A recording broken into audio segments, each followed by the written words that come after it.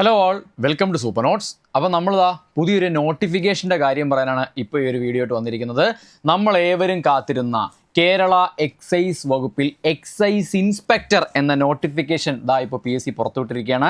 നിങ്ങൾക്കിവിടെ മേളിൽ കാണാം 187/2025 എന്നാണ് ഈ നോട്ടിഫിക്കേഷൻ്റെ നമ്പർ വരുന്നത്. നിങ്ങൾക്കിപ്പോൾ ഇത് സൈറ്റിൽ അവൈലബിൾ ആണ്. നിങ്ങൾക്ക് എന്ത് ചെയ്യാവുന്നതാണ്, നിങ്ങൾക്ക് ഒരു ബിരുദധാരിയാണ് നിങ്ങളെന്നുണ്ടെങ്കിൽ നിങ്ങൾക്ക് ഈ പോസ്റ്റ് അപ്ലൈ ചെയ്യാം.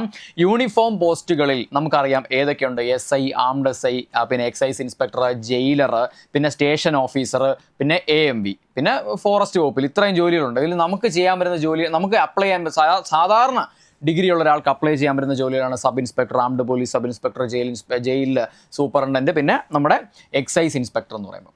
അപ്പോൾ ഏറ്റവും ഗ്ലാമറസ് ആയിട്ടൊരു ജോബാണെന്ന് ഞാൻ നിലവിൽ പറയും. കാര്യം എന്താണെന്ന് വെച്ച് കഴിഞ്ഞാൽ ഇവർ എക്സൈസ് റേഞ്ച് ഇൻസ്പെക്ടർ എന്നുള്ള പേരിലായിരിക്കും ഇവരെന്ത് ചെയ്യുന്നത്, സർവീസിലേക്ക് കയറുന്നതെന്ന് പറയുമ്പോഴത്തേക്കും. ഓക്കെ, നമുക്ക് കുറച്ച് കാര്യങ്ങൾ നോട്ടിഫിക്കേഷനുമായിട്ടുള്ള കുറച്ച് കാര്യങ്ങൾ സംസാരിച്ചതിന് ശേഷം കുറച്ച് കാര്യങ്ങൾ ഞാൻ നിങ്ങൾക്ക് പറഞ്ഞു തരാം. ഇതാ നോക്കൂ, ഏത് ഡിപ്പാർട്ട്മെൻറ്റിൽ, എക്സൈസ് ഡിപ്പാർട്ട്മെൻറ്റിൽ പോസ്റ്റ് എന്താണ്? എക്സൈസ് ഇൻസ്പെക്ടർ ട്രെയിനി എന്നുള്ളതാണ്. അതായത് ഒരു SHOയുടെ അധികാരമുള്ള പോസ്റ്റാണ്. ഇപ്പം നമുക്കറിയാം പോലീസിൽ SHO ആരാണ്? അത് ഇൻസ്പെക്ടർ ഓഫ് പോലീസ് ആണ്. പക്ഷേ ഇവിടെ എന്താണ്, അദ്ദേഹം നിയമിക്കപ്പെടുന്ന സ്റ്റേഷന്റെ അധികാരി എന്ന് പറയുന്ന ആരാണ്? ഒരു എക്സൈസ് ഇൻസ്പെക്ടറാണ്. മാത്രമല്ല ഇതിന്റെ സ്കെയിൽ ഓഫ് പേ നിങ്ങൾ നോക്കുക, 43,400 ആണ്. 45,600 SIക്ക് വരുമ്പോൾ 43,400 വരെ എന്ത് ചെയ്യുന്നുണ്ട്, ഈ ഒരു ജോലിക്ക് കിട്ടുന്നുണ്ട്. നിലവിലിപ്പോൾ 6 വേക്കൻസി മാത്രമേ ഉള്ളൂ. പക്ഷേ നിങ്ങൾ ഇതാക്കണ്ട, ചുമ്മാ ബേജാറാവണ്ട, നിങ്ങൾക്ക് എന്ത് ചെയ്യും, വേക്കൻസി കൂടി വരുന്നൊരു പോസ്റ്റാണ് ഇതൊക്കെ. എന്തായാലും ഇത് എന്താണ്, പരീക്ഷയുടെ നമുക്ക് കൂടി നല്ലൊരു എന്താണ് ഫിസിക്കലൊക്കെ ഉള്ളൊരു പോസ്റ്റാണ്. അപ്പോൾ വേക്കൻസി കൂടാനാണ് സാധ്യത, കൂടുക തന്നെ ചെയ്യുകയും ചെയ്യും. ഇതാ ഇവിടെ എന്താണ്, ഡയറക്റ്റ് റിക്രൂട്ട്മെൻ്റ് ആണ്, നിങ്ങൾക്കറിയാം. പിന്നെന്താണ് നോക്കൂ, ഇവിടെ ഒരു പ്രായപരിധി 19 മുതൽ 31 വയസ്സ് വരെ, ഡിഗ്രി വെച്ചാണ് ഇത് കൊടുക്കേണ്ടത്. ഓക്കെ, ഡിഗ്രിക്കാർക്കുള്ള ഒരു പോസ്റ്റാണ്, അപ്പോൾ അതും കൂടെ ശ്രദ്ധിക്കുക. പിന്നെന്താണ്, എഡ്യൂക്കേഷൻ ക്വാളിഫിക്കേഷൻ അറിയാമല്ലോ, എവിടെന്നെങ്കിലും ഒരു ഡിഗ്രിയാണ് വേണ്ടത്. പിന്നെ ഇവിടെ നോക്കാം നമുക്ക് ഈ ഒരു ജോലിക്ക് വേണ്ടിയിട്ടുള്ള കുറച്ച് ഫിസിക്കൽ മാനദണ്ഡങ്ങളുണ്ട്. ഫിസിക്കലുള്ള പോസ്റ്റാണ്, മാനദണ്ഡങ്ങളുണ്ട് നോക്കാം. 165 സെൻറ്റിമീറ്ററാണ് പുരുഷന്മാരുടെ ഹൈറ്റ് എങ്കിൽ സ്ത്രീകൾക്ക് 152 സെൻറ്റിമീറ്റർ മതി. SC ST കാൻഡിഡേറ്റിനാണെങ്കിൽ എന്ത് ചെയ്യണം, മെയിൽ കാൻഡിഡേറ്റ്സിന് 160, ഫീമെയിൽ കാൻഡിഡേറ്റിന് 150 സെൻറ്റിമീറ്റർ മതി. ചെസ്റ്റ് എക്സ്പാൻഷൻ മെയിലിനാണ്, പക്ഷേ ഫീമെയിലിന് പറഞ്ഞിട്ടില്ല.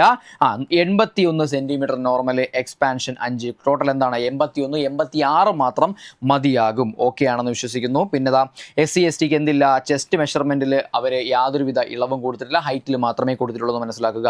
പിന്നെ ഇവിടെ എന്താണ് ഐ വിഷൻ്റെ കാര്യങ്ങളൊക്കെ പറയുന്നുണ്ട്. പക്ഷേ ഫിസിക്കൽ ടെസ്റ്റുമായിട്ട് ബന്ധപ്പെട്ട് ഇതാണ് എനിക്ക് സംസാരിക്കാനുള്ളത്. നമുക്കിതിലേക്ക് വരാം. ഫിസിക്കൽ എന്ന് പറയുമ്പം സ്ത്രീകൾക്കും പുരുഷന്മാർക്കും വ്യത്യസ്തമായ ഫിസിക്കലാണ്. പുരുഷന്മാരെ പറ്റി സംസാരിക്കണേ 100 മീറ്റർ 14 സെക്കൻഡ് ഉണ്ട്, 132.20. ഇടയ്ക്കൊക്കെ പറഞ്ഞിരുന്നു ഫിസിക്കലിൻ്റെ മാനദണ്ഡങ്ങൾ മാറാൻ ചാൻസ് ഉണ്ടെന്ന് പറഞ്ഞിരുന്നു. പക്ഷേ അങ്ങനെ മാറാനൊന്നും പോകുന്നില്ല, അത് മാറിയിട്ടുമില്ല ഇതുവരെ. നിലവിൽ ഈ നോട്ടിഫിക്കേഷൻ വരുമ്പോൾ പോലും മാറിയിട്ടില്ല. ഇനി പലർക്കും പല സംശയം വരാം, ഇനി എങ്ങാനും മാറിയാൽ, അതായത് ഈ പരീക്ഷ അടക്കുന്നതിന് മുമ്പ് തന്നെ ഫിസിക്കൽ മാനദണ്ഡങ്ങൾ മാറിയെന്ന് വിചാരിച്ചു. അപ്പോൾ എല്ലാവരും ചോദിക്കും, അപ്പോൾ അങ്ങനെയാണെങ്കിൽ എന്താണ് ഇതിൻ്റെ മാനദണ്ഡം മാറില്ലേ? നിങ്ങളുടെ അറിവിലേക്ക് പറയണം, മാറാൻ പോകുന്നില്ല. നോട്ടിഫിക്കേഷൻ വരുമ്പോൾ എന്താണോ പറഞ്ഞിരിക്കുന്നത് അത് തന്നെയാണ് മാനദണ്ഡം എന്ന് എന്ത് ചെയ്യുക എൻ്റെ സുഹൃത്തുക്കൾ മനസ്സിലാക്കുക. പിന്നെ ഷോർട്ട് പുട്ട് ഉണ്ട് 609.60. ക്രിക്കറ്റ് ബോൾ ത്രോ ഉണ്ട് 6096 സെൻറ്റിമീറ്റർ, ഏകദേശം 60 മീറ്ററാണ് എറിയേണ്ടത്. പിന്നെ റോപ്പ് ക്ലൈമ്പിംഗ് ഉണ്ട്, പിന്നെ പുള്ളപ്സ്, പിന്നെ 1500. സ്ത്രീകൾക്ക് വരുമ്പോഴത്തേക്ക് എന്താണ് 100 metre high jump, long jump, putting the shot, 200 metre throwing the ball, shuttle race, skipping. ഇത്രയും സാധനങ്ങൾ എന്ത് ചെയ്യുന്നത് വരുന്നതെന്ന് മനസ്സിലാക്കുക. പിന്നെ അതിനകത്ത് മറ്റു കാര്യങ്ങൾ, പ്രൊബേഷൻ്റെ കാര്യങ്ങൾ, എല്ലാ കാര്യങ്ങളും എന്ത് ചെയ്യുന്നുണ്ട് കൃത്യമായിട്ട് പറഞ്ഞിട്ടുണ്ട്. ഇനിയാണ് പറയാൻ പോകുന്ന ഒരു കാര്യം.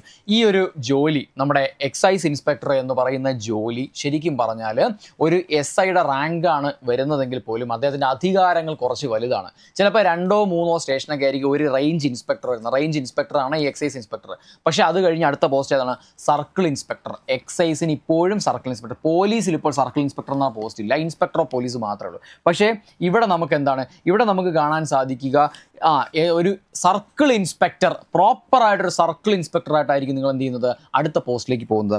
അവിടെ നിന്ന് അസിസ്റ്റൻറ്റ് എക്സൈസ് കമ്മീഷണർ, പിന്നെ deputy excise commissioner, joint excise commissioner, പ്രായം കുറഞ്ഞ ഒരാളാണെങ്കിൽ ജോയിൻറ്റ് എക്സൈസ് കമ്മീഷണർ, വലിയ പോസ്റ്റിലേക്കുള്ള സാധ്യതയാണ് ഈ ഒരു ജോലി. ഒരു യൂണിഫോം, വളരെ ഗെറ്റപ്പ് യൂണിഫോമാണ്, സ്വർണ്ണ നക്ഷത്ര നക്ഷത്രമൊക്കെയാണ്. SIയുടെ വെള്ളി നക്ഷത്രമാണെങ്കിൽ ഇത് സ്വർണ്ണ നക്ഷത്രമാണ്. അപ്പോൾ അത്രയും സാധ്യതകളുള്ള ഒരു ജോലിയാണ് എക്സൈസ് ഇൻസ്പെക്ടർ എന്ന് പറയുമ്പോഴത്തേക്ക്. അപ്പോൾ എനിക്ക് നിങ്ങളോട് പറയാനുള്ളൊരു കാര്യം എന്ന് വെച്ച് കഴിഞ്ഞാൽ നമ്മുടെ എക്സൈസ് ഇൻസ്പെക്ടർക്ക് വേണ്ടിയിട്ട് നമ്മളെ ബാച്ചും കാര്യങ്ങളും ഉടൻ സ്റ്റാർട്ട് ചെയ്യും. അപ്പോൾ നമ്മൾ അതിൻ്റെ ഡീറ്റെയിൽസ് കാര്യങ്ങളായിട്ട് വീണ്ടും വരുന്നതായിരിക്കും. ഇതിപ്പോൾ ജസ്റ്റ് നോട്ടിഫിക്കേഷൻ്റെ കാര്യങ്ങൾ മാത്രമാണ് ഇപ്പോൾ പറഞ്ഞിരിക്കുന്നത്. അപ്പോൾ എന്ത് ചെയ്യുക, മറന്നു പോകാതെ 3/9/2025 ഇതിൻ്റെ ലാസ്റ്റ് ഡേറ്റിനൊക്കെ മുമ്പേ തന്നെ എന്ത് ചെയ്യുക, നേരത്തെ കൂട്ടിയൊക്കെ അപ്ലൈ ചെയ്ത് വെച്ചിരിക്കുക. ഈ പരീക്ഷയ്ക്ക് വളരെ സത്യസന്ധമായി പഠിക്കുക. ലോങ് ടേമിൽ ഒരു പരീക്ഷ പഠിച്ച് എഴുതി പാസ്സാവുന്നതിൻ്റെ സുഖമൊന്ന് വേറെ തന്നെയാണ് കൂട്ടുകാരെ. അപ്പോൾ എല്ലാവർക്കും നല്ലൊരു പഠനകാലം നേർന്നുകൊണ്ട് ഈ പരീക്ഷയുടെ നോട്ടിഫിക്കേഷൻ അയക്കാൻ മറന്നു പോകരുത് എന്ന് റിമൈൻഡ് ചെയ്തുകൊണ്ട് ഈ ഒരു സെഷൻ ഞാനിവിടെ അവസാനിപ്പിക്കുകയാണ്. നമുക്ക് മറ്റൊരു സെഷനുമായിട്ട് വീണ്ടും കാണാം. Okay, by.